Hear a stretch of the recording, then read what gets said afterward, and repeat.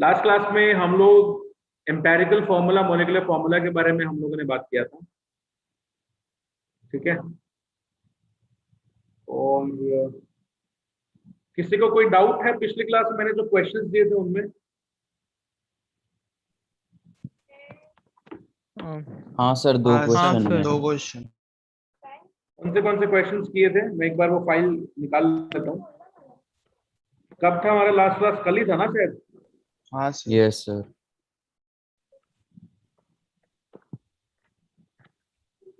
कल कल कल कितने बजे क्लास थी हमारी? सर 4 बजे। 4 बजे।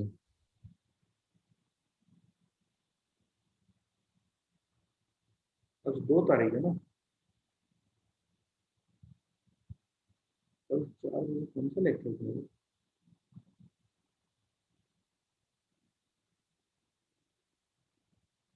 ये था क्या? हाँ सर। हाँ सर यही था।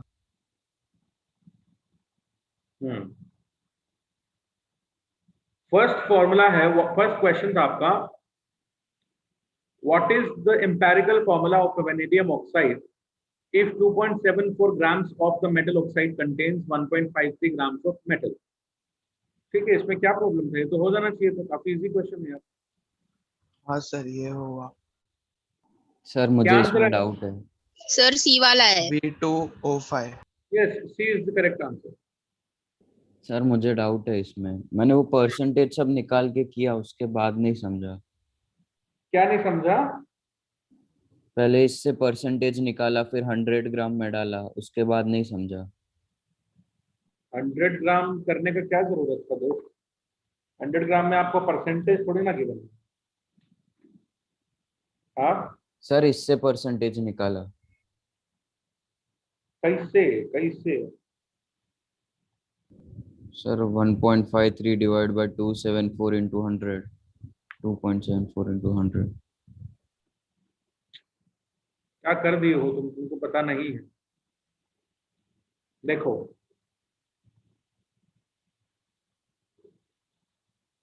Vanadium oxide, vanadium plus oxygen, आपको वेनेडियम का ऑक्साइड मिलेगा। हमको नहीं पता कितना वेनेडियम है और कितना ऑक्सीजन लग रहा है, ठीक है। So this will be VXOY. We do not know the formula, okay?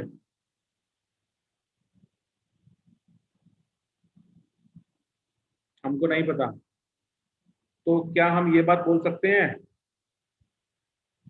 Mass of oxide जो होगा वो होगा mass of vanadium plus mass of oxygen?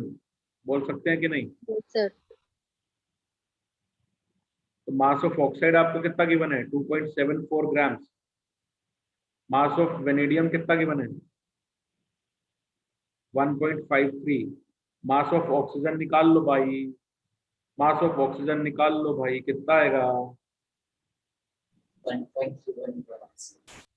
Mass of oxygen आ गया 2.74 minus 1.53, this will be 1.21 grams. अब निकाल लो moles of vanadium, 1.53 divide by 51।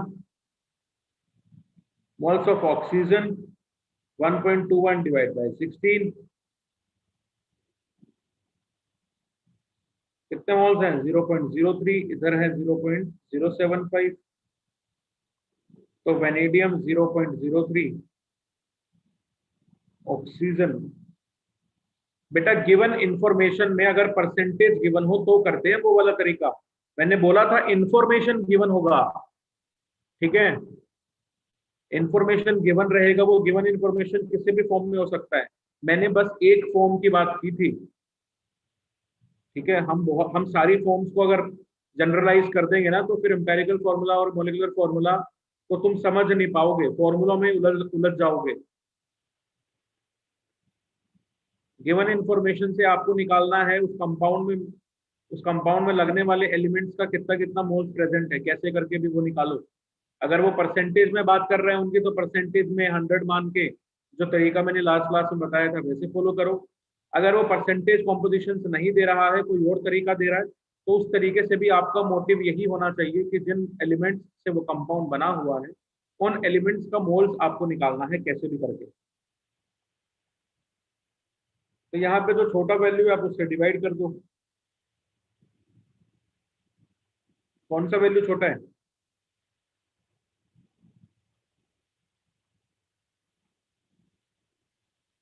0.03। तो इसको डिवाइड करोगे तो ये आएगा VO 2.5, बट ये होल नंबर में होना चाहिए। हम VO को लिख सकते हैं 5/2, एलसीएम लेके मल्टीप्लाई कर दो दोनों को, V2O 5। Answer is C. Second वाला क्वेश्चन सबका हो जाना चाहिए था, ये तो क्लास में ही हमने डिस्कस किया है ऐसा तरीका। हाँ सर, हो गया। इसका आंसर डी आया होगा सबका। Yes sir. Next question, question number 3।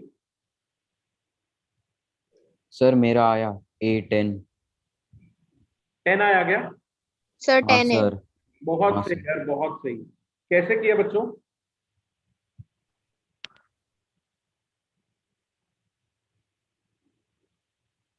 Sir मैंने पहले x पकड़ा जो मास है, x-63/100 x is equal to 104।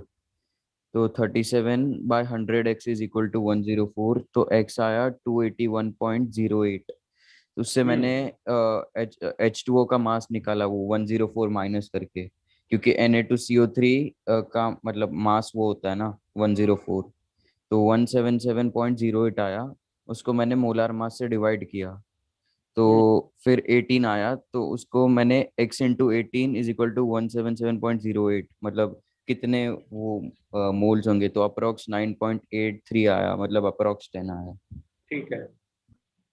बाकी लोग जिनको नहीं समझा था कि 10 आया कैसे, इतना लंबा तरीका करने की जरूरत नहीं है। एग्जाम में इतना बड़ा प्रोसीजर फॉलो करोगे तो उसी क्वेश्चन में हिल जाओगे, लगे रहोगे। आपको क्वेश्चन गिवन है 63% लॉस होता है मार्क्स, 63% लॉस हो रहा है इन मास ऑन हीटिंग। मतलब अगर आप इसको हीट करते हो तो you will get Na2CO3 plus x moles H2O। ठीक है, तो ये तो सॉलिड बचा रहेगा। हीट किया तो ये पानी बन के उड़ गया, तो जो मास में लॉस आया this is because of water. तो यही बात है, this loss in water, this loss in mass of Na2CO3 dot H2O, this loss is just because of पानी उड़ना। पानी उड़ गया हीट करने पे। अरे बोलो यार। हाँ सर। तो अब पानी जितना उड़ा वो है 63%। तो हम अगर अगर हम इस कंपाउंड में ये निकाल लें कि पानी का परसेंटेज है कितना, उसको हम 63 के इक्वल पुट कर देंगे। भाई जितना पानी में लॉस आया उतना पानी इसमें प्रेजेंट है, वही उड़ा है, आया ना। हाँ सर। तो पानी इसमें कितना प्रेजेंट है? 18x upon yes sir. Na2CO3 का मास कितना होता है? 106 plus 18x। This should be equals to 63%। 63% कब आएगा? जब आप इसको भी इधर 100 से मल्टीप्लाई करेंगे। यानी ये जो परसेंटेज है this should be equals to 63 ना। हाँ सर। This is the percentage mass composition of water in this substance, in this compound। और पानी का लॉस आया, पानी की इस कंपाउंड के मास में जो लॉस आया that is because of water. कितना लॉस आया? 63। तो मतलब इतना जो लॉस हुआ वो 63 के बराबर होना चाहिए। यहां से यस एक्स का सर। वैल्यू कैलकुलेट करो जरा।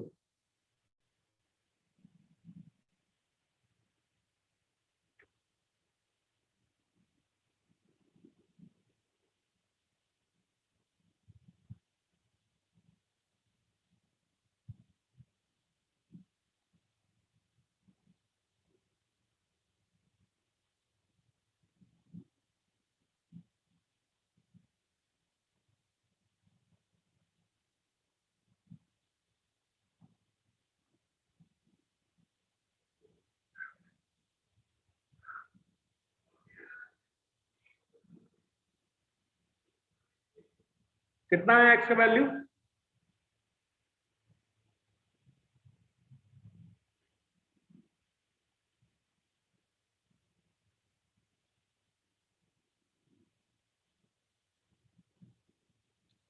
सर कैलकुलेट कर लेना। 10.02।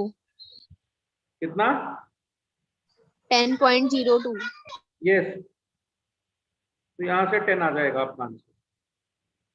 दिस इज वॉशिंग सोडा का फॉर्मूला। वॉशिंग सोडा ऐसे एग्जिस्ट करता है। नेक्स्ट भी हो जाना चाहिए था, कुछ डिफिकल्ट नहीं था नेक्स्ट क्वेश्चन में। हाँ सर। You just need to find out the total mass of this compound, और इसमें ऑक्सीजन कैलकुलेट करना है टोटल है कितना। 3 ऑक्सीजन इधर है और 4 इंटू 2 8, 8 इंटू 3 24, 27 ऑक्सीजन है। So the mass, so percentage will be 27 into 16 divided by total mass into 100. That's it. That's all you have to do.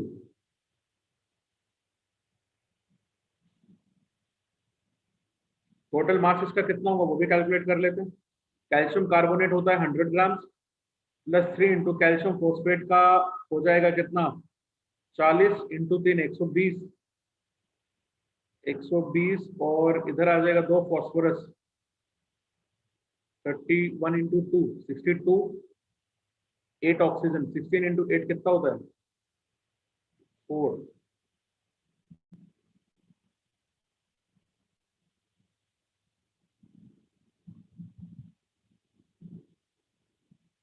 कितना आ रहा है ये? 124।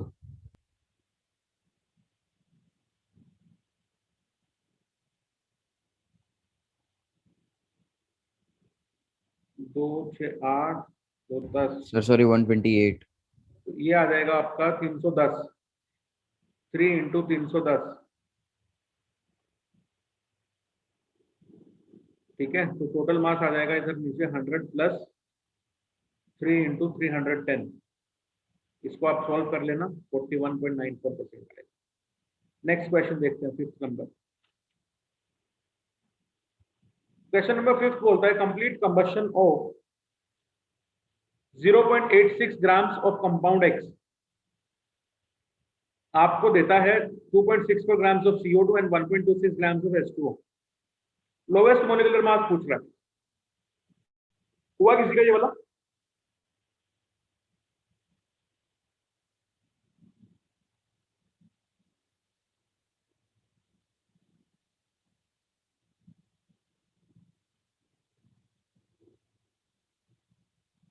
नाइस।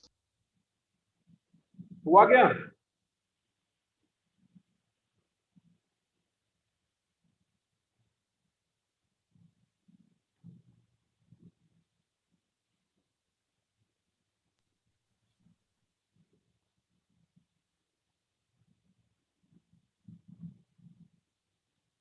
एक कंपाउंड है कोई एक्स कंपाउंड, उसमें 0.86 ग्राम्स है। On combustion it gives CO2 plus H2O। CO2 आपको देता है ये 2.64 ग्राम्स और H2O आपको देता है ये 1.26 ग्राम्स। आपसे पूछ रहा है लोवेस्ट मॉलिक्यूलर मास क्या होगा उस कंपाउंड एक्स का। तो लोवेस्ट मॉलिक्यूलर मास निकालने के लिए, लोवेस्ट मॉलिक्यूलर मास क्या होता है, मतलब वो एम्पेरिकल फॉर्मूला मास पूछ रहा है आपसे। लोवेस्ट तो यही पॉसिबल है, जैसे ग्लूकोज के केस में 30 ग्राम आया था हाँ एम्पेरिकल सर। Formula mass. तो मतलब एम्पेरिकल फॉर्मूला मास पूछ रहा है आपसे, और एम्पेरिकल फॉर्मूला मास पूछने का मतलब क्या है कि क्या निकालना है अपने को। पहले अपने को निकालना है empirical formula. Once will find empirical formula will easily calculate empirical formula mass. Empirical formula mass निकालने के लिए अपने को चाहिए एलिमेंट्स क्या क्या होंगे। अरे बोलिए, क्वेश्चन जो कह हाँ रहे हो सर। आप समझ रहे हो? हाँ सर।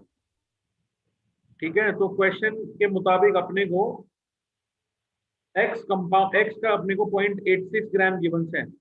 तो इस गिवन इंफॉर्मेशन से कार्बन के मोल्स निकालो जरा। मोल्स ऑफ कार्बन निकालो, मोल्स ऑफ हाइड्रोजन निकालो, दोनों निकालो। मोल्स ऑफ हाइड्रोजन और मोल्स ऑफ कार्बन कैसे निकलेंगे? देखो जरा, पहले मोल्स ऑफ CO2 निकालो। मोल्स ऑफ CO2 कितना होगा? 2.64 divided by 44। Moles of H2O Yes, क्या sir. होगा? 1.26 डिवाइडेड बाय 18। फटाफट कैलकुलेट करो साथ साथ।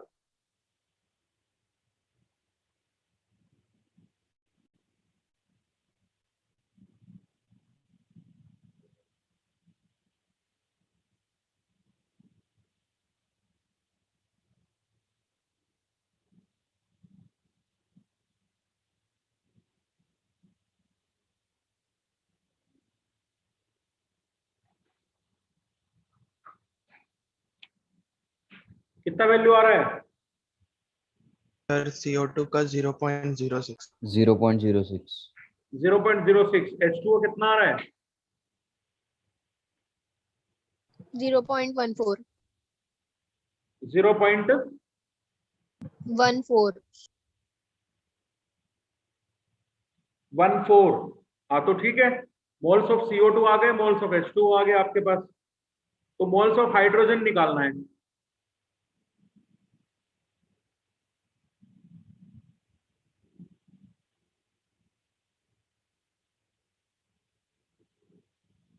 मोल्स ऑफ CO2 निकल गया। अब ये देखो जरा, 1 मोल अगर CO2 का होता है तो उसमें 1 मोल कार्बन प्रेजेंट होगा। ये बात पहले भी कर हाँ, चुके सर। हैं हम लोग। 1 मोल अगर H2O का होता है तो उसमें 2 मोल हाइड्रोजन के प्रेजेंट होंगे।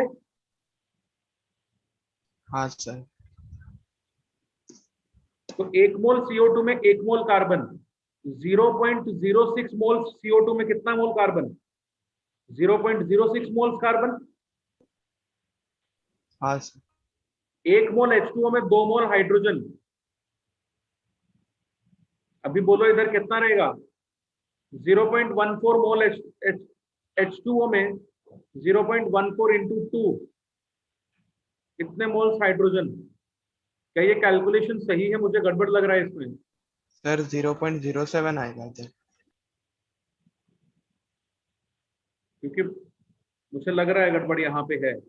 और इधर 0.14 है, मल्टीप्लाई करने के बाद।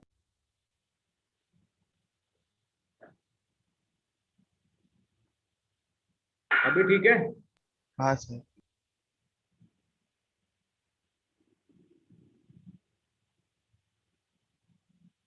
Which is 0.14 moles hydrogen. बस यही तो चाहिए था। कंपाउंड में ऑक्सीजन नहीं है,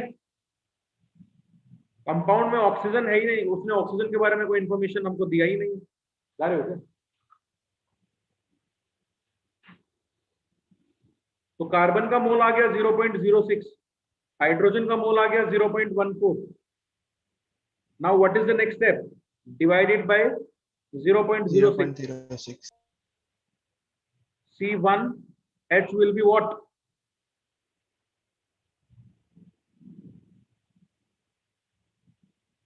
7/3।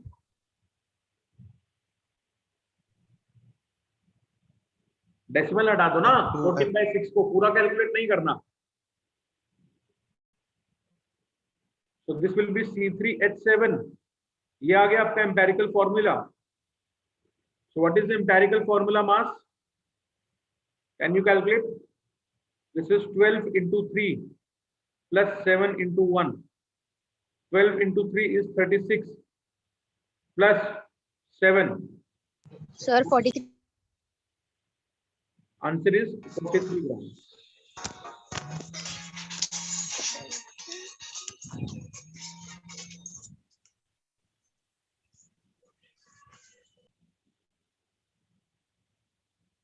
आपको एम्पेरिकल फॉर्मूला निकालने के लिए जो भी एलिमेंट लगा हुआ है ABC, बेटा उनका मोल्स निकालना जरूरी है। और ये मोल्स का इंफॉर्मेशन कैसे भी वो दे सकता है, रिएक्शन के थ्रू दे सकता है, वो तुमको परसेंटेज कॉम्पोजिशन दे सकता है बाय मास, वो तुमको कोई बोलो। वो तुमको कोई और इंफॉर्मेशन दे सकता है, but the moral of the story is to find the empirical formula you need to calculate the number of moles of the elements combining to form the compound anyhow. Is it clear? Yes, sir. Yes, sir. So this is all we have discussed in the previous class. Okay.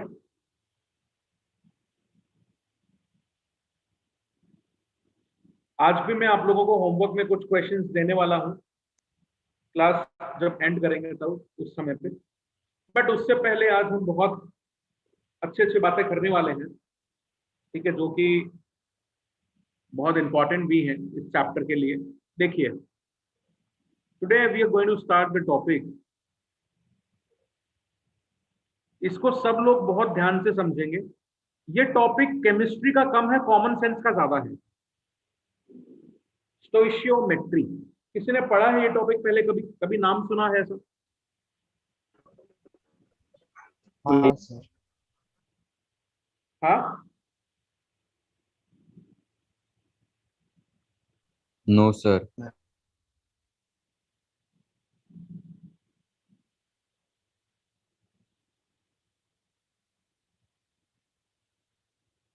नाम सुना है लेकिन। हाँ sir. चलो देखते हैं, सब लोग अपने आंख कान नाक खुले रख के सुनेंगे इस टॉपिक को। अच्छा टॉपिक है, इंटरेस्टिंग टॉपिक है, कॉमन सेंस बेस्ड टॉपिक है। इसको समझने के लिए दिमाग नहीं चाहिए, कॉमन सेंस चाहिए। देखना जरा यार, एक बात बताओ, रिएक्शंस जो होती हैं, केमिकल रिएक्शंस जो होती हैं, कुछ रिएक्शंस ऐसी होती हैं जो कंप्लीट हो जाती हैं, कुछ रिएक्शंस ऐसी होती हैं जो कंप्लीट नहीं हो पाती, तो वो क्या रह जाएंगी? इनकम्प्लीट रिएक्शंस कहलाई जाएंगी। बात सही है? हाँ सर। जो रिएक्शंस कंप्लीट होता है उन रिएक्शंस को बोला जाता है स्टोइशियोमेट्रिक रिएक्शंस। कौन सा रिएक्शन?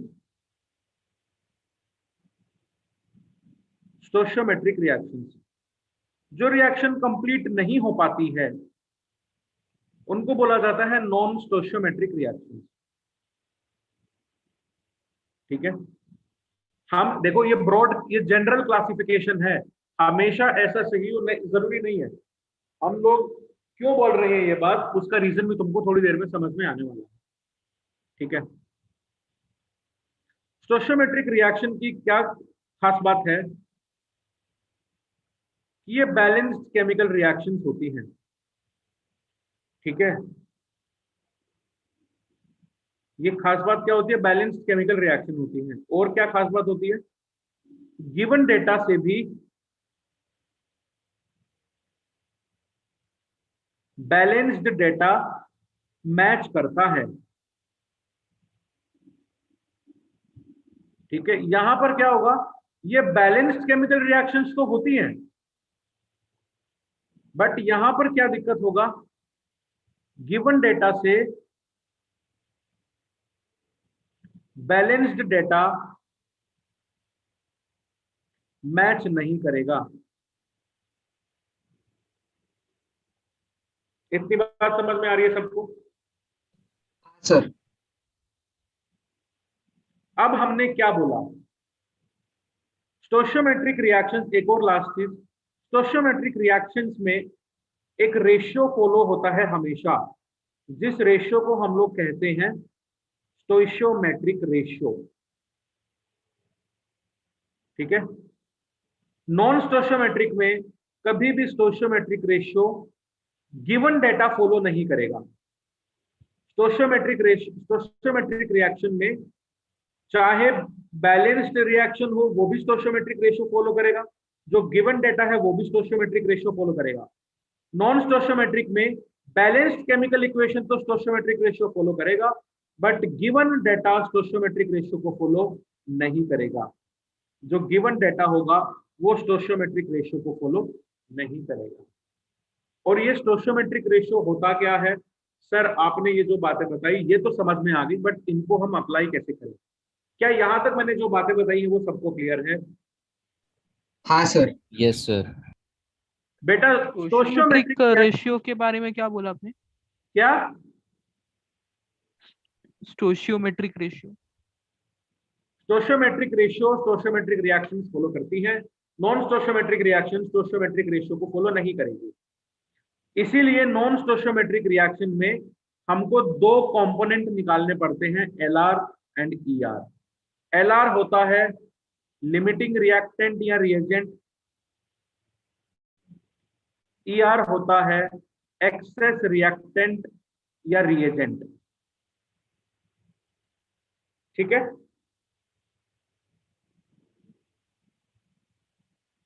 अब हम इसको अप्लाई करते हैं एक बार। मैं एक बहुत सिंपल सा रिएक्शन उठा रहा हूं, N2 plus 3H2 gives us 2NH3। आपने इस रिएक्शन को बैलेंस किया, आपने इस रिएक्शन को बैलेंस किया, so you got the coefficients 1, 3 and 2। Is it correct? Yes sir. Yes sir. बेटा ये जो 1, 3 और 2 है, इनका रेशियो होगा जो that will be 1, 3, 2, 1:3:2। Yes sir. इस रेशियो को ही बोला जाता है स्टोइचियोमेट्रिक रेशियो। इस रेशियो को ही क्या बोला जाता है? स्टोइचियोमेट्रिक रेशियो। और 1, 3, 2 को हम लोग क्या बोलते थे बचपन से? ये वो कांस्टेंट्स हैं जो रिएक्शन को बैलेंस करने के लिए यूज होते हैं। इसीलिए इन कांस्टेंट्स को हमने क्या नाम दिया था बचपन से ही? बैलेंसिंग कांस्टेंट्स बोलते थे कि नहीं? हाँ सर। आज से हम लोग इनका नाम बदल देते हैं। आज से हम लोग इनको बैलेंसिंग कांस्टेंट्स नहीं कहेंगे, हम लोग इनको बोलेंगे स्टोइचियोमेट्रिक कोफिशिएंट्स, या हम इनको एक और नाम से बोलेंगे स्टोइचियोमेट्रिक कांस्टेंट्स। क्लियर है ये बात? हाँ सर। हाँ सर। इन्हीं बैलेंसिंग कांस्टेंट्स को मैंने नाम बदल दिया इनका स्टोइचियोमेट्रिक कोफिशिएंट्स या स्टोइचियोमेट्रिक कांस्टेंट्स। अब ये स्टोइचियोमेट्रिक कोफिशिएंट्स या स्टोइचियोमेट्रिक कांस्टेंट्स क्या क्या चीज को दर्शाते हैं? मोल्स का रेशियो,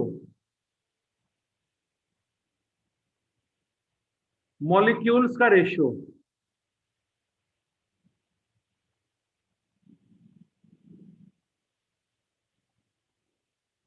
ठीक है? इनसे पता चलता है हमको दो बातें, मोल्स का रेशियो, मॉलिक्यूल्स का रेशियो। ठीक है? और मोल्स की हेल्प से हम मास निकाल सकते हैं। आप कभी ये नहीं बोल सकते कि N2 का मास 1 होगा तो H2 का मास 3 होगा तो NH3 2, NH3 का मास 2 बनेगा, नहीं। This is the molar ratio. आप सिर्फ ये बोल सकते हैं कि 1 mole of N2 reacts with 3 moles of H2 to give you 2 moles of NH3। क्या ये बात सबको समझ में आई? हाँ सर। या आप ये भी बोल सकते हैं 1 molecule of N2 reacts with 3 molecules of H2 to give you 2 molecules of NH3। और मॉलिक्यूल से मोल तो आपको पता ही है कैसे बनाया हमने, बस सबको एवोगैड्रो नंबर से मल्टीप्लाई कर दिया। हाँ सर। तो हमको उनके मोल्स मिल गए।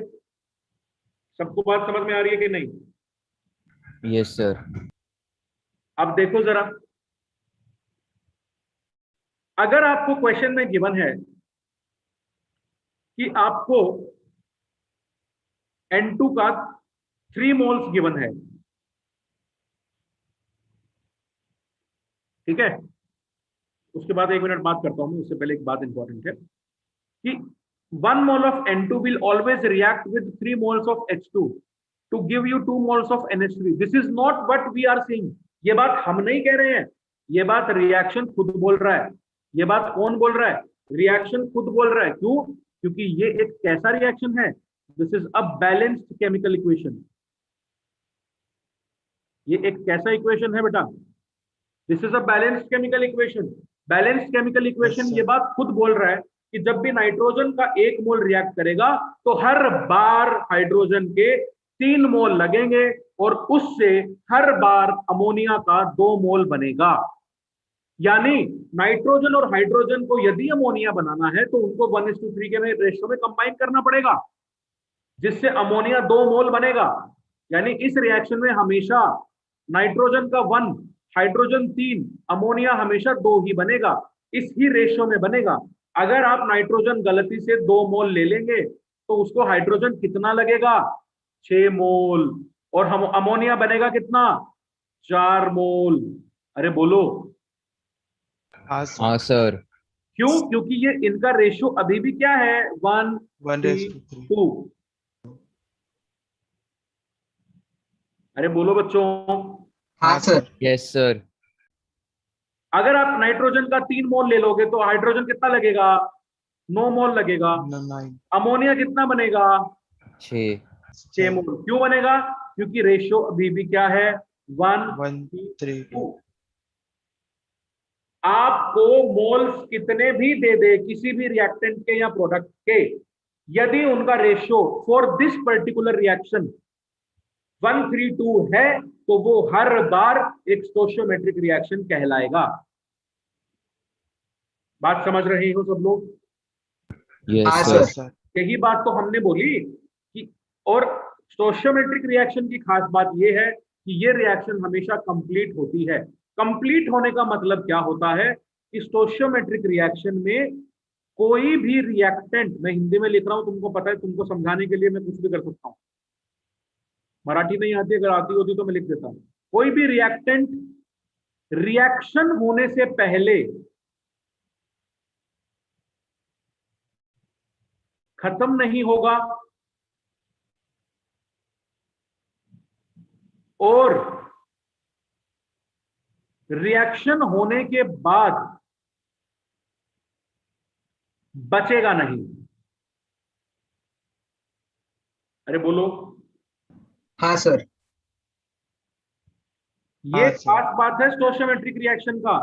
कोई रिएक्टेंट रिएक्शन से पहले खत्म नहीं होगा और कोई भी रिएक्टेंट रिएक्शन होने के बाद बचा नहीं रहेगा। सारे के सारे रिएक्टेंट्स कंप्लीटली यूटिलाइज होंगे, कंप्लीटली खर्च होंगे। अगर 100 रुपए आमदनी है तो 100 के 100 खर्च होंगे। समझ रहे हो बात? अगर 100 रुपए आमदनी है, खर्चा 150 का है, तो कितने रुपए कम रह गए?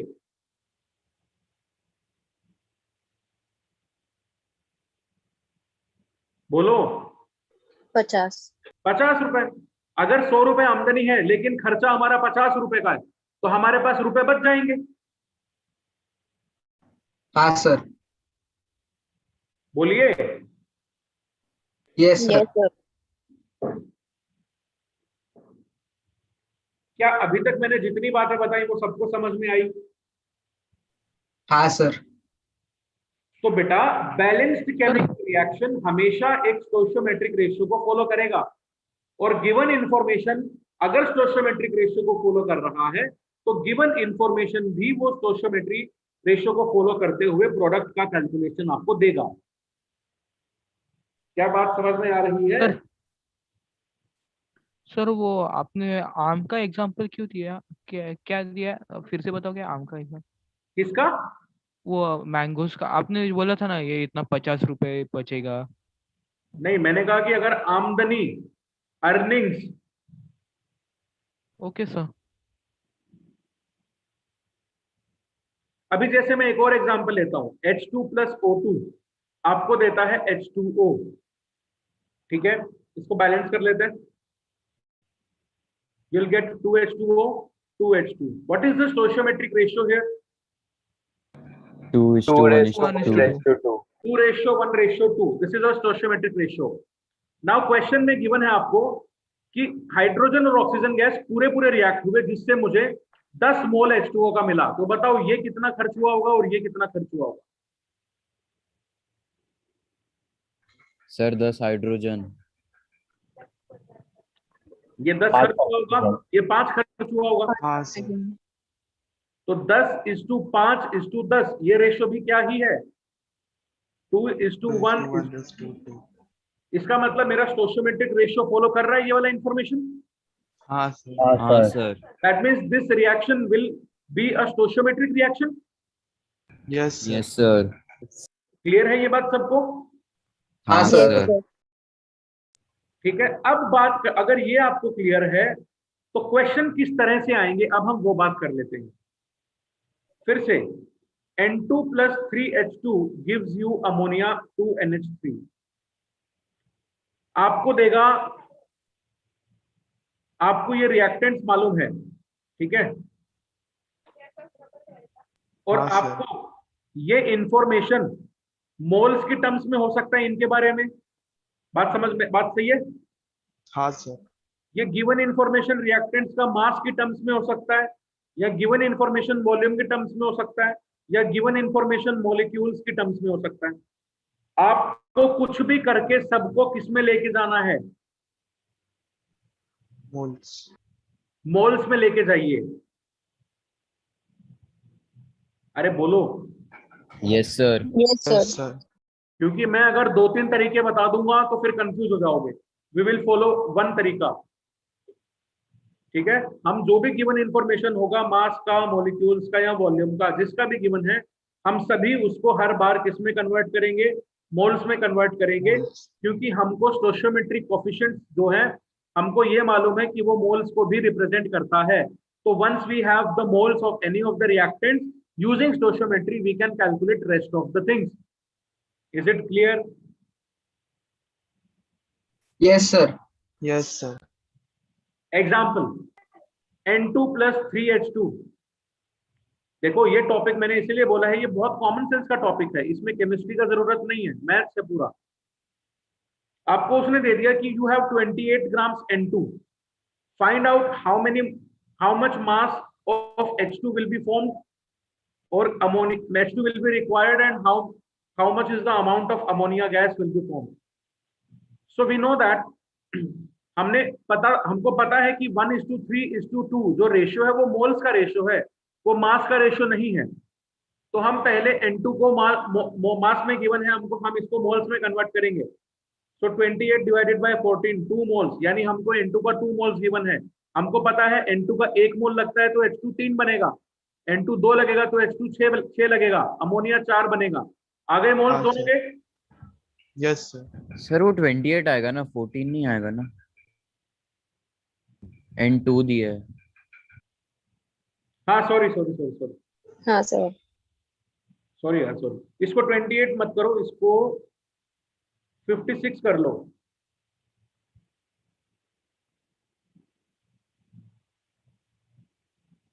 आपको गिवन है 56 ग्राम्स N2।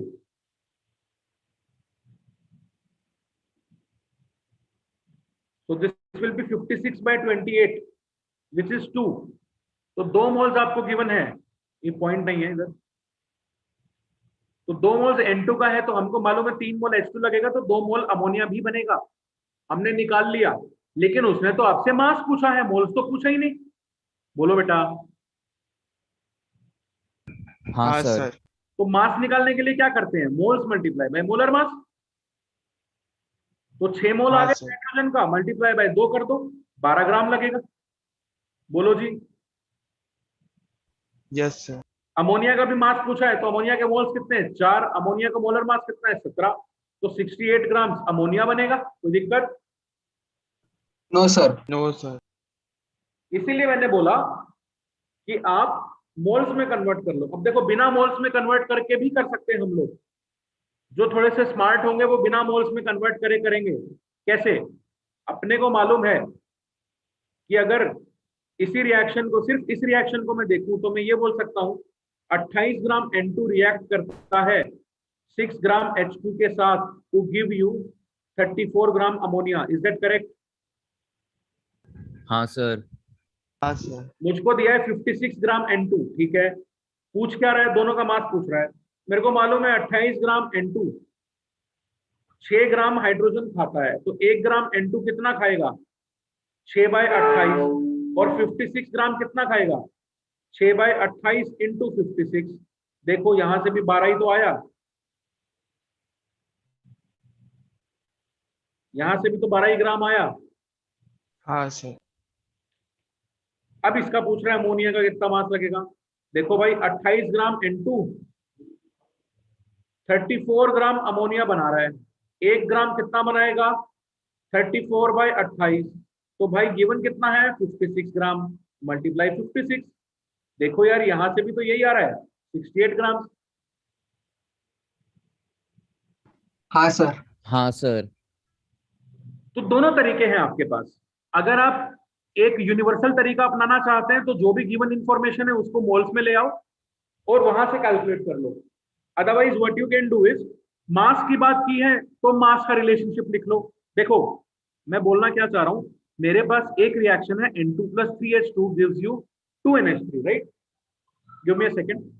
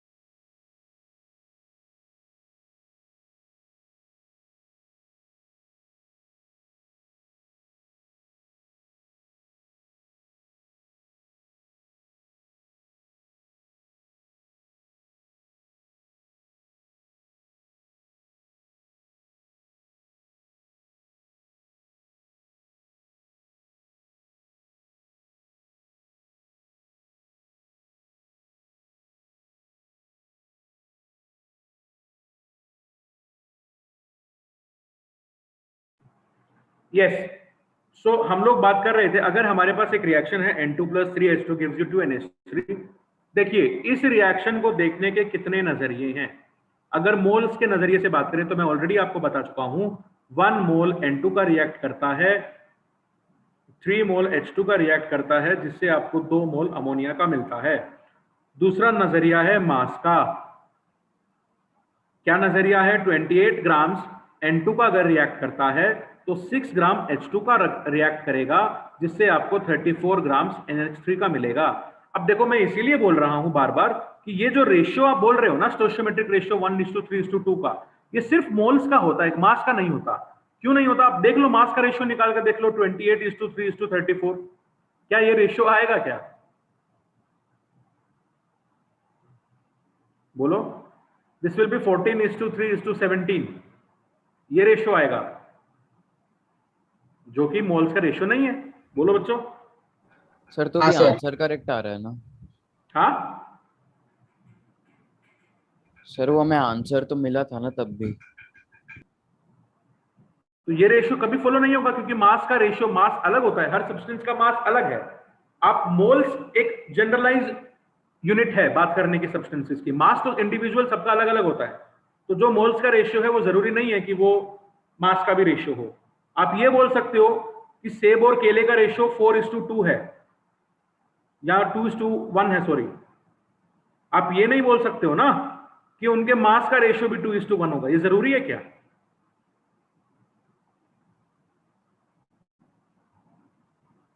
अरे हाँ या ना? हाँ सर। होगा क्या सेम? हाँ मतलब किस लिए बोला तूने? नहीं सर, सेम नहीं होगा। हाँ, तो मास का एंगल भी है यहाँ पे देखने का, तो आप इससे भी कैलकुलेट कर सकते हो। हम तीसरा एंगल वॉल्यूम भी यूज कर सकते हैं। अगर N2 का 1 वॉल्यूम लग रहा है तो H2 का 3 वॉल्यूम लग रहा है, जिससे अपने को अमोनिया का 2 वॉल्यूम मिलेगा। सर लेकिन ये सिर्फ गैस के लिए है ना, ये वाला? हाँ, क्योंकि दोनों गैसेज है ना तीनों। Okay sir. ये बात सबको क्लियर है कि नहीं? हाँ सर। हाँ सर। अब देखो, अब आ गई एक बहुत जबरदस्त बात। यही रिएक्शन है, इसी रिएक्शन से मैं सारी बातें आपको क्लियर कर दूंगा। अब उसने बोला कि आपके पास एक मिक्सचर है, एक कंटेनर है, जिसमें you have 3 moles of N2, but this time you have 6 moles of H2.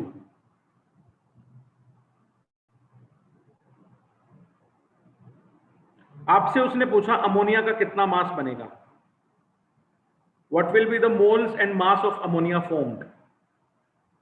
तो देखो गिवन रेशियो क्या है, स्टोइचियोमेट्रिक रेशियो क्या है, 1:3:2। हाँ सर।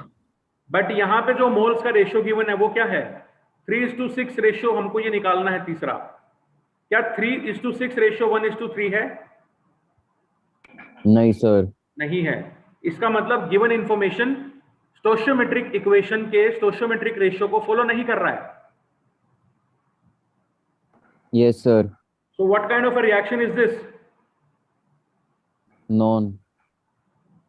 ये एक नॉन स्टोइचियोमेट्रिक रिएक्शन हो गया। देखो बैलेंस तो है रिएक्शन, बट जो गिवन डाटा है उससे बैलेंस डाटा मैच नहीं कर रहा है। यही हुआ ना यहाँ पे। Given Sir. data has 3 moles N2, 6 mole H2, but this data is not getting matched to 1:3:2, which is our stoichiometric ratio. So in that case, the reaction will be called as non-stoichiometric reaction, NSR. हाँ या ना? हाँ sir. हाँ sir. अब non stoichiometric reaction की खास बात क्या होती है, कोई ना कोई बचा रह जाएगा, कोई रिएक्टेंट बचा रहेगा, कोई बचा रहेगा रिएक्शन खत्म होने के बाद भी।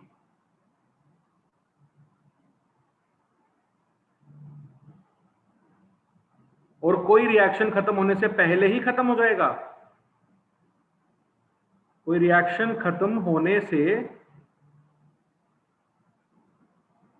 पहले ही खत्म हो जाएगा। बोलो बच्चों। हाँ सर। कैसे पता चला हमको कोई बचा रह जाएगा कोई खत्म रह जाएगा? अच्छा, कोई रिएक्शन हुई, मुझे जरा बताइए, कोई रिएक्शन हुई, ए और बी कोई रिएक्टेंट थे, ए और बी रिएक्ट किए तो सी बन रहा है। भाई ए और बी में जब रिएक्शन हुई तो सी बन रहा है। ये जस्ट हम अभी इसका कोई रिलेशन नहीं है इधर से, मैं बस एक जनरल बात कर रहा हूं।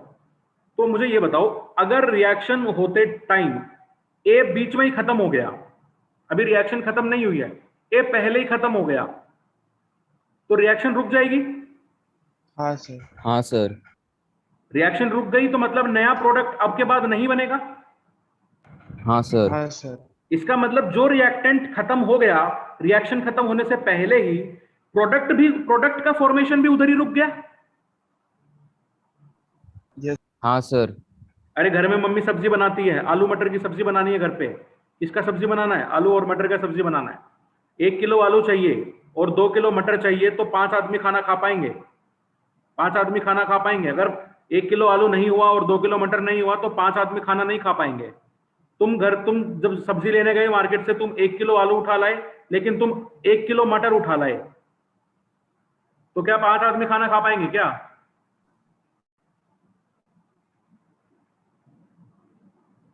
No sir. नहीं खा सर। पाएंगे, क्योंकि भाई 1 किलो आलू को कितना मटर का रिक्वायरमेंट है? 2 किलो मटर का रिक्वायरमेंट है। अब तुम लाए 1 किलो, तो सब्जी बनना वहीं पर रुक जाएगा जहां पर 1 किलो मटर यूज हो गया। आपके पास 1 किलो मटर अगर होगा तो आलू सिर्फ आधा किलो ही यूज होगा, आधा किलो आलू आपका बचा रह जाएगा। बोलो। हाँ सर। बात समझ में आ रही है बच्चों? हाँ सर।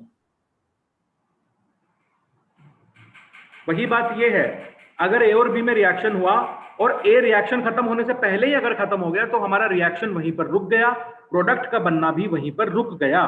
तो अगर तुमसे कोई पूछे कि बताओ कितना प्रोडक्ट बन गया, जब जहां पर भी रिएक्शन रुका वहां तक कितना प्रोडक्ट बना, तो आप ए के हिसाब से इसका प्रोडक्ट निकालेंगे ना, बजाय कि बी के, क्योंकि बी तो बचा हुआ है अभी भी, बी तो बैठा हुआ है प्रोडक्ट बनाने को, बी को ए मिलेगा तभी तो रिएक्शन चालू होगा। हाँ सर। तो product will always be calculated according to that reactant which is finished before the completion of the reaction। ठीक है, अभी बताएंगे उनको क्या क्या बातें करते हैं उनके बारे में। तो जो रिएक्टेंट रिएक्शन होने से पहले ही खत्म हो जाए उसको बोलते हैं LR, लिमिटिंग रिएक्टेंट। उसको बोलते हैं क्या? Limiting reactant. और जो बचा रह जाए उसको बोलते हैं ER, एक्सेस रिएक्टेंट। अरे समझ में आ रही है बात? सर हाँ, इसको सर। और क्या कहते हैं, रीजेंट कुछ कहते, सर आपने कहा था ना। कहां पे? सर इन्हें कुछ, रिएजेंट। हाँ सर। अब देखो, आपको यहां पर 3 मोल N2 गिवन है, 6 मोल H2 गिवन है।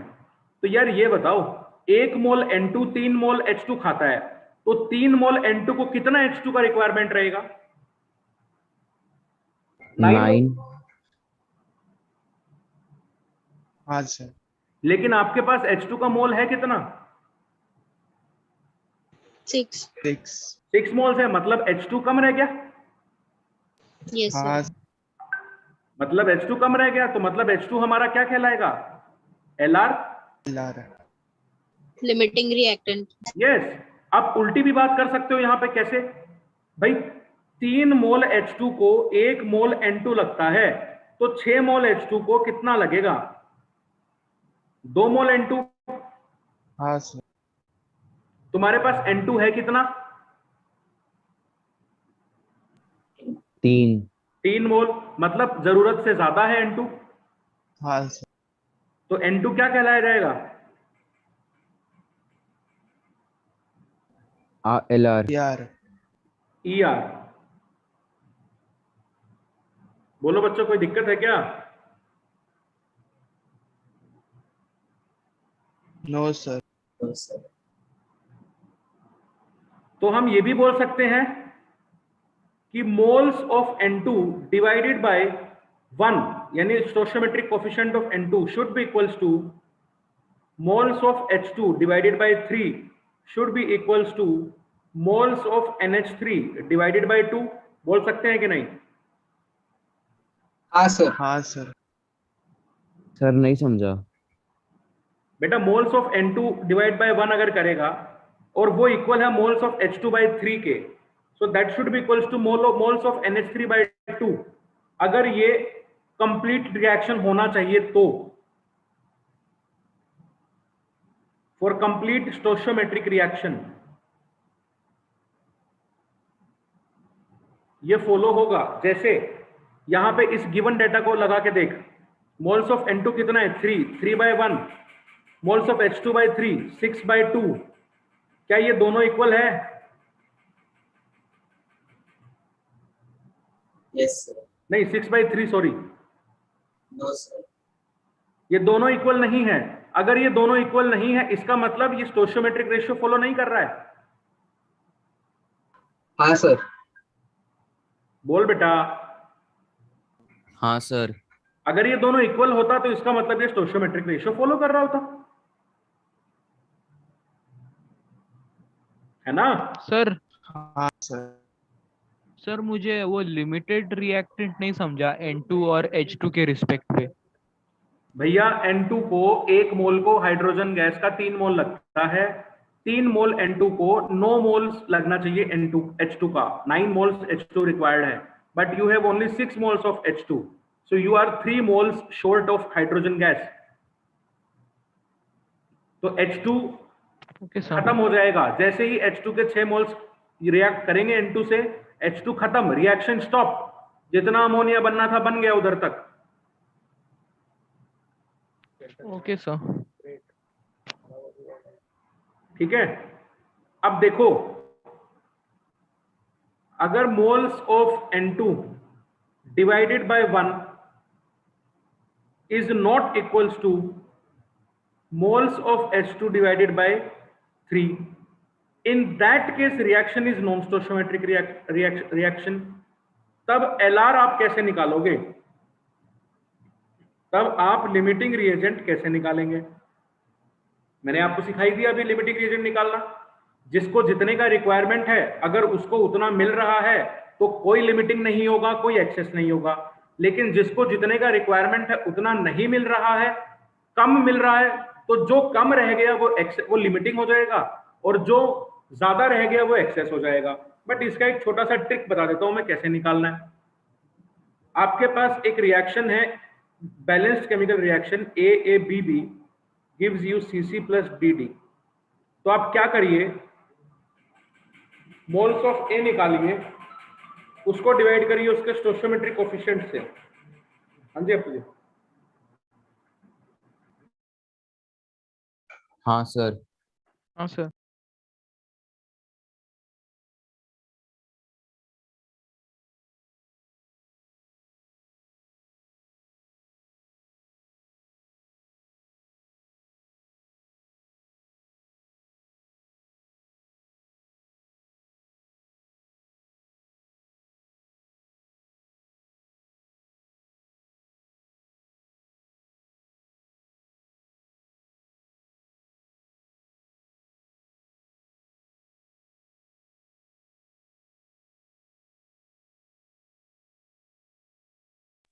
सर आप म्यूट पे हो।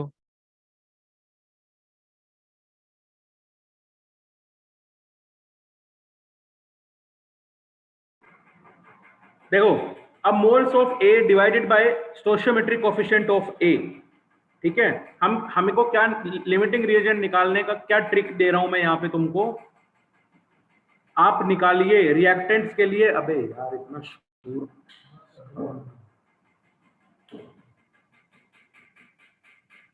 इरिटेटिंग हो जाता है बहुत।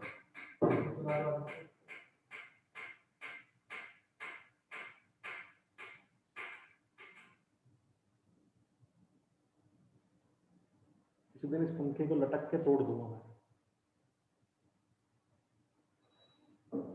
मेरे वजन में टूट जाएगा। देखो, लिमिटिंग रिएजेंट निकालने का तरीका क्या है, ट्रिक क्या है। आप हर रिएक्टेंट के लिए मोल्स बाय उसका कोरिस्पोंडिंग स्टोइचियोमेट्रिक कोफिशिएंट निकालिए, ठीक है। तो हमारे पास दो रिएक्टेंट थे A और B, हमने दोनों के मोल्स और उनके कोरिस्पोंडिंग स्टोइचियोमेट्रिक कोफिशिएंट का रेशियो निकाला। जो भी जिसके लिए भी ये रेशियो कम हो, जिसके लिए भी ये रेशियो कम हो, ये वाला रेशियो मैं लिख रहा हूं इधर। मैं जैसे जैसे लिखता हूं ना वैसे ही कॉपी कर लिया करो, क्योंकि बाद में रिवाइज करोगे तो याद करोगे कि सर ने यार क्या बताया था उधर। एक एक वर्ड जो मैं बोलता हूं वो सोने की तरह इंपॉर्टेंट है। जिसके लिए भी ये रेशियो कम होगा वही लिमिटिंग रिएक्टेंट होगा। अगर moles of A by A का ratio moles of B by B के रेशियो से कम है तो वही लिमिटिंग रिएक्टेंट कहलाएगा। A will be your limiting reactant. बचा हुआ जो होगा वो एक्सेस रिएजेंट होगा।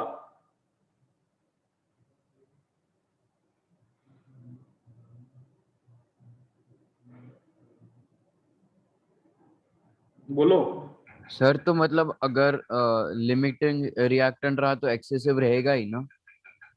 बिल्कुल यार रहेगा, क्यों नहीं रहेगा। अकेला खुद रिएक्शन करके अगर A B और C बना रहे हैं, ठीक है, तो इसमें A में तो क्या ही लिमिटिंग रिएक्टेंट बताओगे और कौन एक्सेस रहेगा। This is a decomposition reaction. यहां पे लिमिटिंग और एक्सेस का कोई सवाल ही नहीं उठता, है ना। हाँ सर। अगर आपको सब्जी बनानी ही आलू की है तो कितने भी आलू ले लो, उसके कोरेस्पोंडिंग इंसान खा लेंगे, है ना। हाँ सर। लेकिन अगर आलू शिमला मिर्च बनानी है तो भाई दोनों का रेशियो देखना पड़ेगा कितना लगेगा,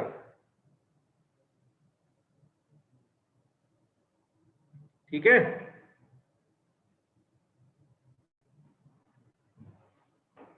अब देखो पिछले वाले यहां पर हम लोग क्या कर रहे थे, ये तो तब वैलिड है जब स्टोइचियोमेट्रिक रेशियो फॉलो होगा और सब के सब रिएक्टेंट्स इस रेशियो में रिएक्ट करेंगे और प्रोडक्ट उस रेशियो में बनेंगे। अब ये जो इंफॉर्मेशन था इसके अकॉर्डिंग अपन निकालते हैं। देखो 3/1 था नाइट्रोजन के लिए, 6/3 है हाइड्रोजन के लिए, तो ये वैल्यू तो 2 है, ये वैल्यू 3 है, 3 is greater than 2 of course, so H2 will be your, ये किसके लिए था H2 के लिए, तो H2 तुम्हारा लिमिटिंग रिएजेंट होगा। यही तो हमने बोला था, ये देखो H2 हमारा क्या है यहां पर, लिमिटिंग रिएजेंट है। बोलो बेटा। हाँ sir.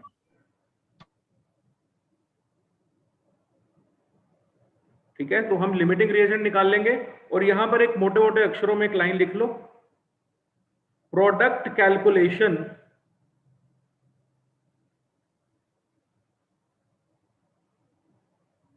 will always be done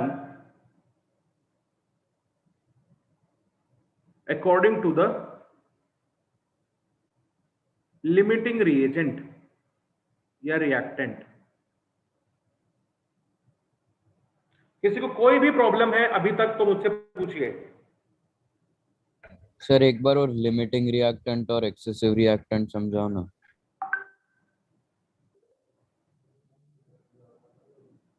क्या समझाऊं बताओ।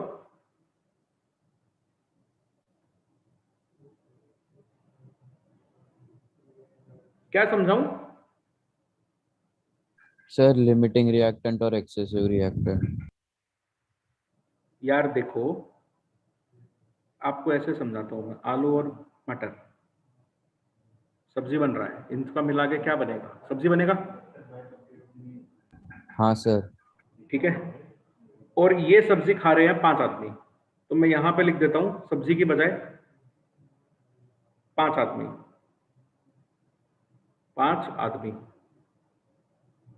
ठीक है, कब, जब 1 किलो आलू लगेगा, 2 किलो मटर लगेगा, तो 5 आदमी खाएंगे। ठीक है, आप 2 किलो आलू लेके आए तो मटर 4 किलो लाना पड़ेगा, ताकि आदमी कितने खाएं, 10, क्योंकि ये रेशियो अभी भी मेंटेन्ड है 1:2:5। बात समझ में आ रही है। हाँ सर। यहां पे कोई आलू नहीं बचेगा, कोई मटर नहीं बचेगा।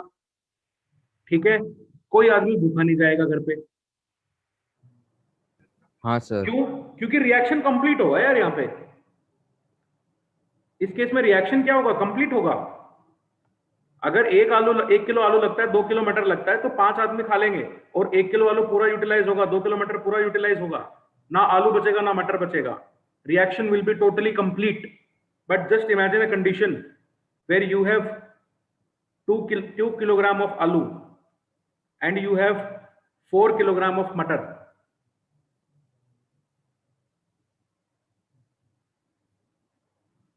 फोर नहीं 6 ले लेते हैं।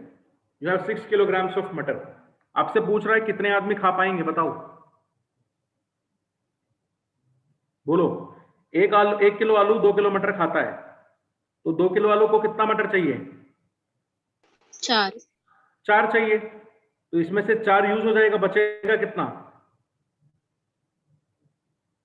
2 किलो मटर बचा रह जाएगा। बोलो बेटा। हाँ सर, तो ये क्या हुआ। तो क्या हुआ, 2 किलो मटर बच गया ना, तो मटर यहां पे क्या है, एक्सेस रिएजेंट, एक्सेस में है। हाँ सर। ठीक है, अगर ये एक्सेस में है तो यहां पे आलू लिमिटिंग है। क्यों लिमिटिंग है, क्योंकि आप अगर इसी चीज को अगर मैं रिवर्स में देखूं, कैसे, 2 किलो मटर को, अपने पास इंफॉर्मेशन था 2 और 6 का, भाई 2 किलो मटर 1 किलो आलू खाता है। 1 किलो मटर कितना आलू खाएगा, 1/2 आलू। यू हैव 6 मटर, 6 किलो मटर, so 1/2 into 6 is what, 3 kilo आलू is required। बट कितना किलो आलू है आपके पास, 2। भाई एक बात बताओ, आप आलू के हिसाब से देखोगे तो मटर ज्यादा है, ऑब्वियसली बात है। अगर मटर के हिसाब से देखोगे तो आलू कम पड़ेंगे ना। हाँ सर। बस यार यही तो बात है। तो आलू के हिसाब से मटर ज्यादा है तो मटर एक्सेस रिएजेंट, मटर के हिसाब से आलू कम है तो आलू लिमिटिंग रिएजेंट।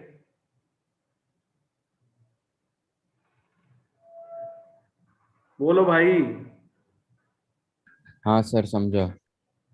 बस इस जो कम रह जाएगा वो लिमिटिंग, जो बच जाएगा वो एक्सेस।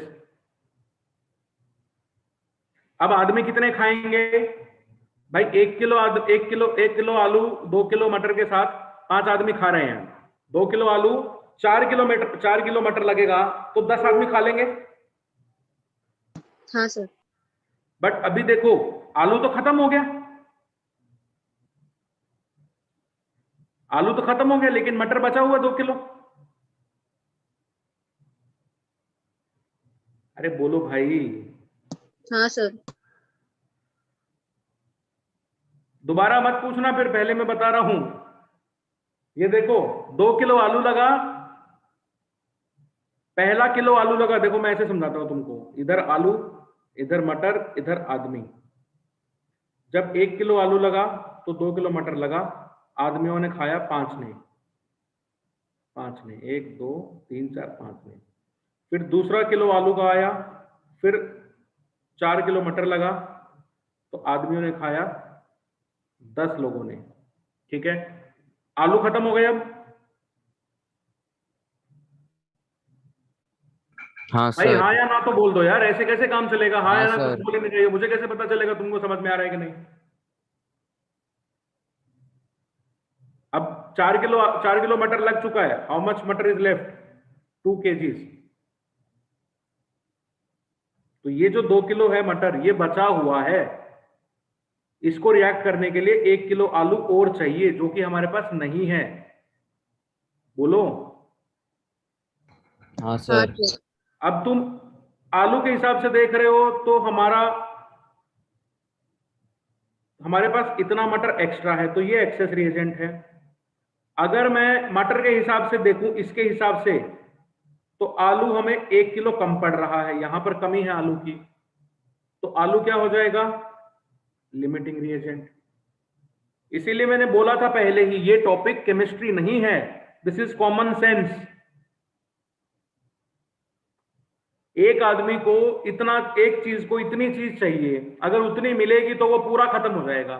अगर उतनी नहीं मिलेगी तो वो बच जाएगा, या सामने वाला बच जाएगा। अगर सामने वाला ज्यादा है तो वो बच जाएगा, वो ज्यादा है तो सामने वाला पहले खत्म हो जाएगा। बोलिए। हाँ सर। हाँ सर।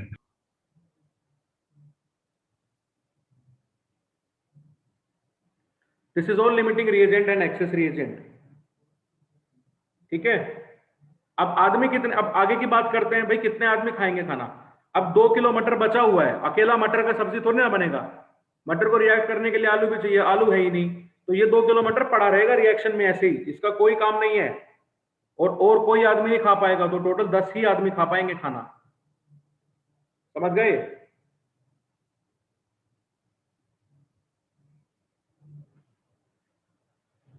समझ गए क्या? हाँ सर। हाँ सर। क्वेश्चन है,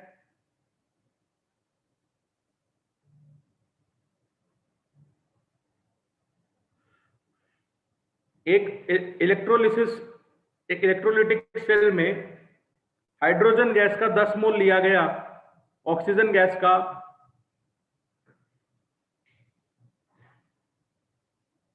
8 मोल्स लिया गया। आपसे पूछा है पानी कितना मोल बनेगा, निकालो जरा।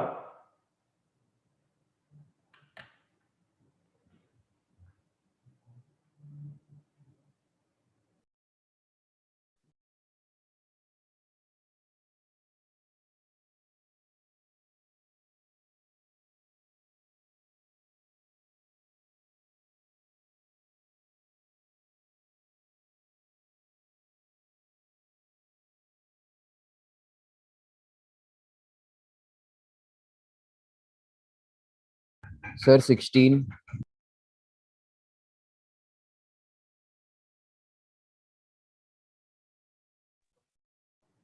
चेक करते हैं सर कितना आएगा, 10। बाकी लोग भी निकालो।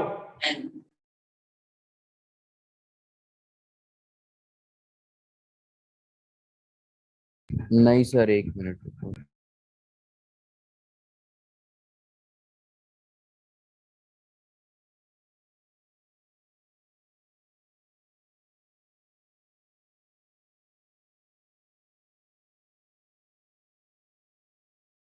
सर 10।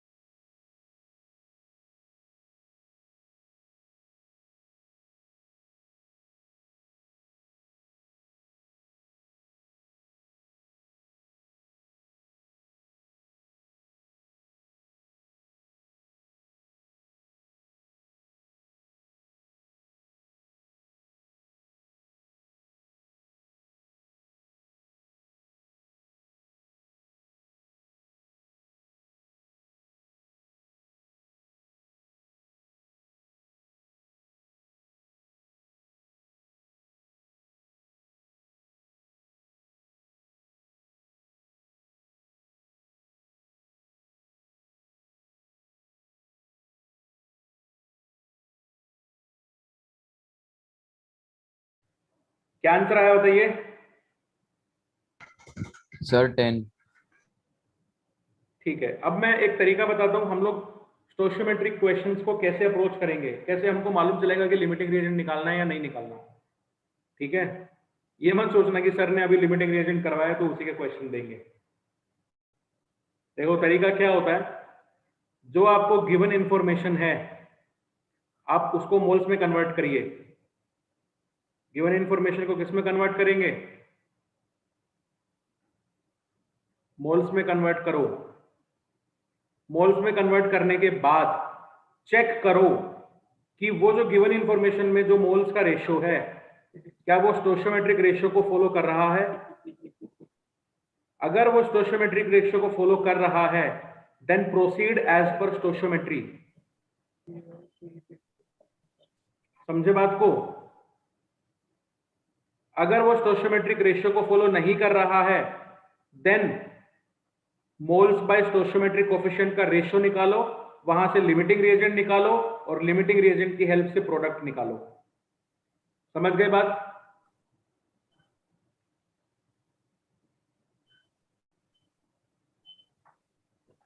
बोलो बच्चों। हाँ सर। तो इस क्वेश्चन में हम कैसे प्रोसीड करेंगे, हमको पहले गिवन इंफॉर्मेशन जो गिवन है वो मोल्स में है, ऑलरेडी मोल्स में है तो कन्वर्ट नहीं करना है। ठीक है, तो क्या ये रेशियो स्टोशियोमेट्रिक रेशियो को फॉलो कर रहा है। 2:1:2 रेशियो है, बट ये तो 10:2 पे पता चला 5:4 का रेशियो है, ये तो फॉलो नहीं कर रहा है। नहीं कर रहा है तो हम एक बार मोल्स बाय स्टोशियोमेट्रिक कोफिशिएंट का रेशियो निकाल लेते हैं। दोनों के लिए क्या होगा 10/2, इधर क्या होगा 8/1, क्या आ रहा value, this is 5, this is 8। कौन कम है 5।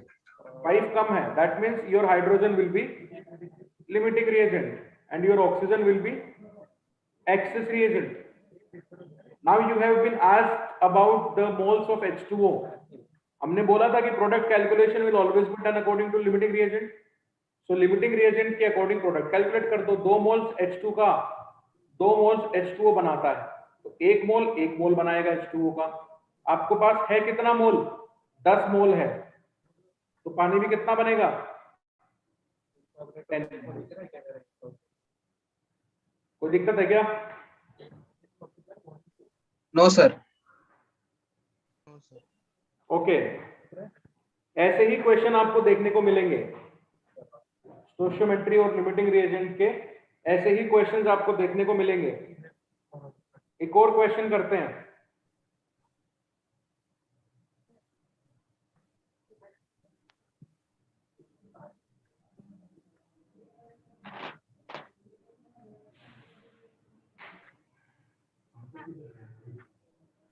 One 196 grams of H2SO4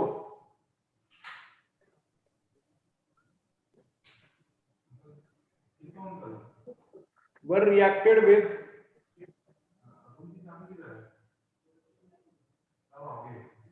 160 grams of NaOH.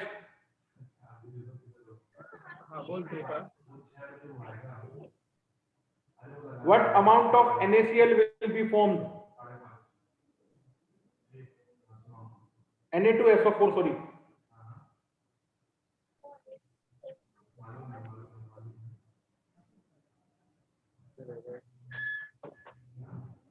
Calculate करिए।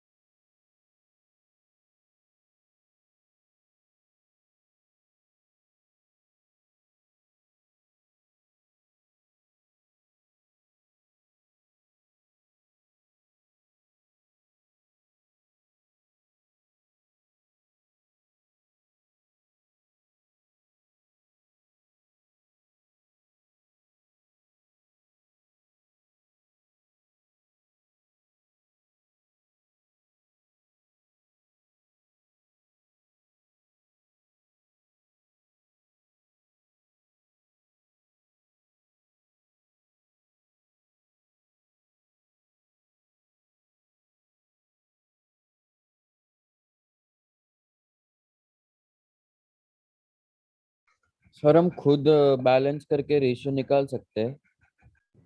आप ही निकालोगे बेटा, क्वेश्चन में मैं थोड़ी आऊंगा निकालने।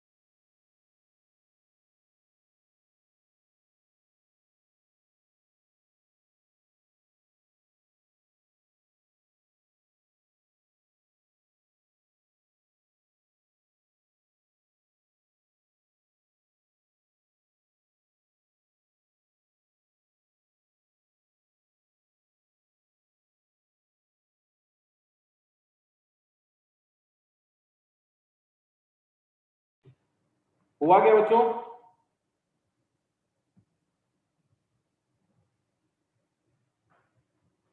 देखिए H2SO4 अगर रिएक्ट करता है NaOH से तो अपने को मिलेगा Na2SO4 प्लस पानी। एक न्यूट्रलाइजेशन रिएक्शन है जहां पे एसिड बेस रिएक्शन हो रहा है, सॉल्ट और वाटर बन रहा है, ठीक है। So you have 196 grams of H2SO4 and you have treated it with 160 grams of NaOH। तो मैंने बोला था जो भी गिवन इंफॉर्मेशन है पहले उसको मोल्स में लेके आइए। So 196 divide by 98, 2 moles, 160 divided by 23 plus 24 plus 16, 40, 4 moles. क्या ये इक्वेशन बैलेंस्ड है? अब हो गई बैलेंस या नहीं हुई? हो गई सर। नहीं हुई, यहाँ पे 2H2O भी आएगा।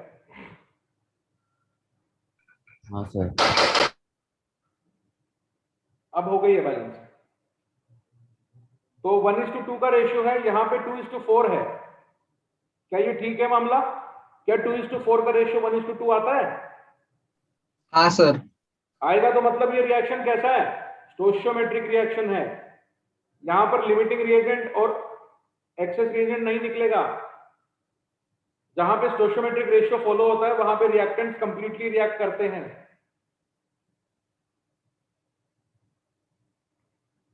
Na2SO4 कितना बनेगा? 1 मोल ही बनेगा 1:2 के रेशियो के हिसाब से। बट आपको 2 और 4 का रेशियो है तो यहाँ पे 2 मोल्स बन जाएगा Na2SO4। मास में कन्वर्ट कर लो, मल्टीप्लाई बाय मोलर मास कितना हो गया? 46 plus 32 plus 64।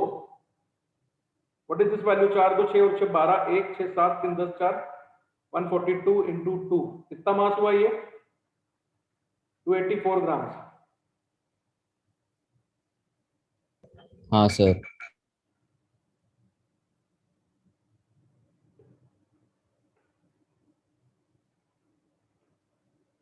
And what if this, अब इसी का पार्ट बी करो, इसी क्वेश्चन में पार्ट बी करिए। आपको 196 ग्राम्स H2SO4 गिवन है और इसके साथ इस बार रिएक्ट कर रहा है 200 ग्राम NaOH। तो बताओ मुझे NO2SO4 कितना बनेगा? सोडियम सल्फेट का कितना अमाउंट बनेगा? फटाफट निकालो।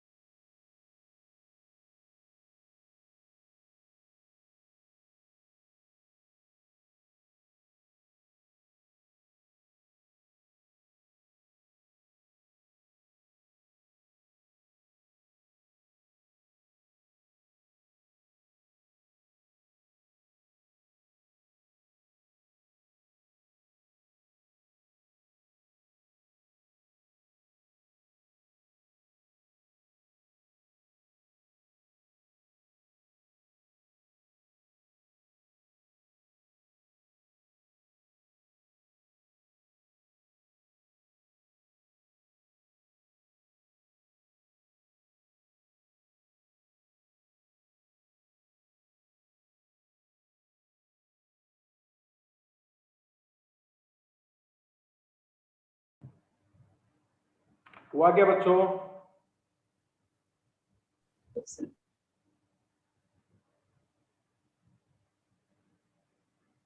196/98। इस बार इसके आपके पास 2 मोल्स हैं। 200/40। इस बार इसके आपके पास 5 5 moles. मोल्स हैं। तो मोल्स बाय स्टोइचियोमेट्रिक का रेशियो क्या होगा? 2/1, 5/2। पिछला रिएक्शन देखिए, 2/1, इधर है 2, इधर है 1, तो 2/1 इज 2, 5/2 इज 2.5। कौन है कम? इस बार 2 है, तो आपका H2SO4 इस बार लिमिटिंग रिएजेंट होगा। प्रोडक्ट इसी के हिसाब से निकलेगा, ठीक है। 196 ग्राम्स Na2SO4 का कितना मास देती है? 142 ग्राम्स।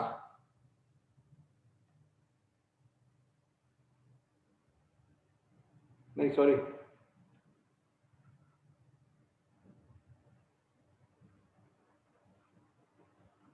98 ग्राम H2SO4 आपको Na2SO4 का कितना मास देती है? एक ही मोल है ना इसका, तो ये आपको 142 ग्राम मास देती है। 142 ग्राम Na2SO4 मिलता है आपको। तो 1 ग्राम H2SO4 से कितना मिलेगा? 142/98। तो 196 से कितना मिलेगा? 142/98 into 196। So this will be again 284 grams, ठीक है।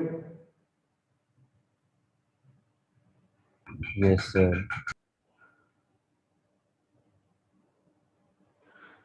तो I'm giving you some questions for homework.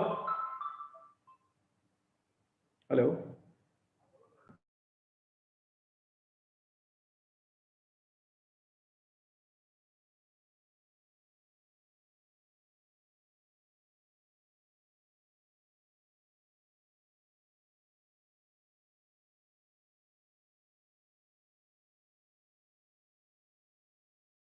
I want everyone to solve these questions at home.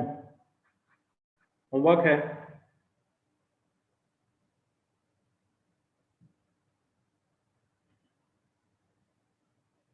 Five gram of a certain element X forms 10 gram of its oxide, having formula। अरे इतनी शांति कैसे हो गई है? तुम लोग बैठे हो ना उधर? X4O6। हाँ हाँ sir. the atomic mass of X is dash. You have to find it out. Question number 2. 0.54 grams of a certain element of a metal X yields 1.02 grams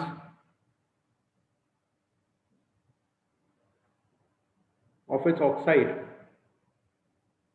X2O3.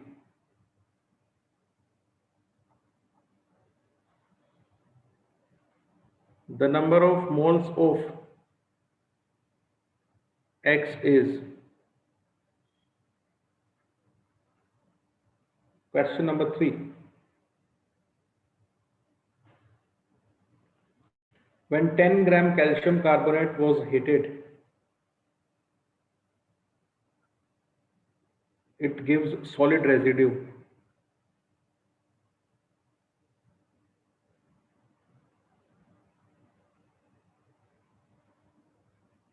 of dash grams.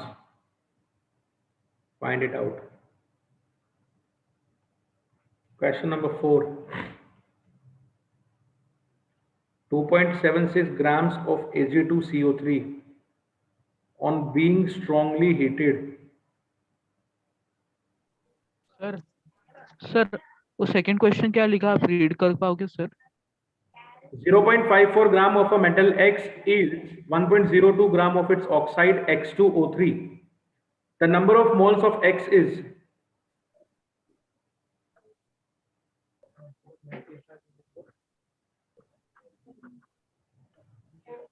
Okay sir.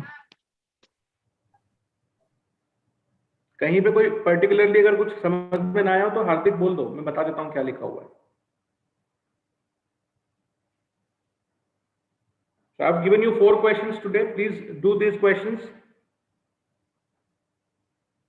by tomorrow so that we can discuss these questions in the next class on Friday. Okay. So part 1 of this chapter is completed. 2 very small concepts are left. Percentage yield and percentage purity. ठीक है, percentage yield का मैं formula बता देता हूं। देखो percentage yield क्या होता है, कितना मिला अपॉन कितना मिलना चाहिए था।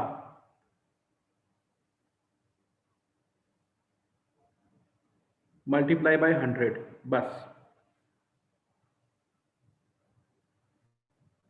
कितना मिला इज एक्सपेरिमेंटल यील्ड, कितना मिलना चाहिए था इज थ्योरेटिकल यील्ड, जो आपने कैलकुलेट किया है यूजिंग स्टोइशियोमेट्री। ठीक है,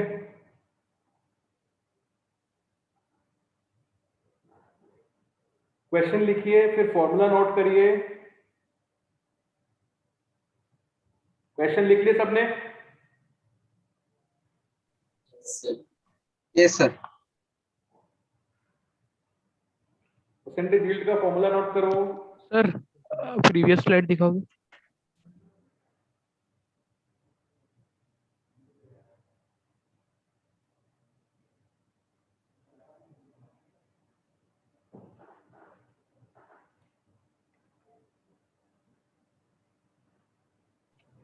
डन सर।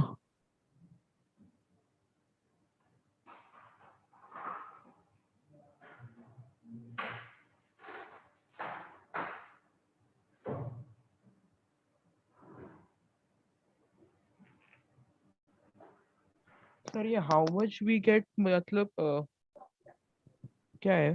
हाउ कहाँ मच वी पे? गेट वो फॉर्मूला में परसेंटेज यील्ड। कितना मिला अपन कितना मिलना चाहिए था। हाँ, आपने जस्ट ना बोला था ना वो कितना मिलना चाहिए था, वो स्टोशियोमेट्री का रेशियो है। और कितना मिला मतलब देखो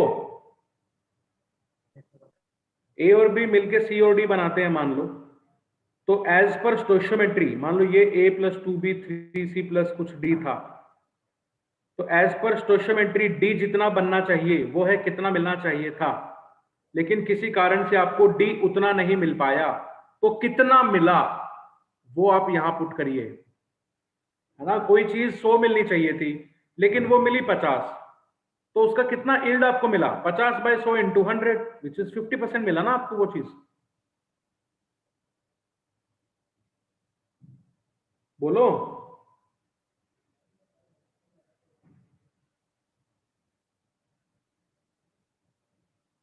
अरे बोलो यार। हाँ सर। हाँ सर। कोई चीज आपको 100% मिलना चाहिए था लेकिन वो मिला 25, तो यील्ड कितना मिला? 25 बाय 100 इंटू 100 यानी 25% मिला। हाँ सर। हाँ सर। तो बस यही है, कोई चीज आपको कितना मिला और कितना मिलना चाहिए था, तो वही आपको बताएगा ना। इंटू 100 कर दोगे तो भाई इतना यील्ड आपको मिला परसेंटेज वाइज। हाँ सर। हाँ सर। तो that is percentage yield, simple. ठीक है, यस सर। Yes sir. चलिए, this is all for today, we'll be meeting in the next class. Till then, take care. Bye sir. Please solve all these questions.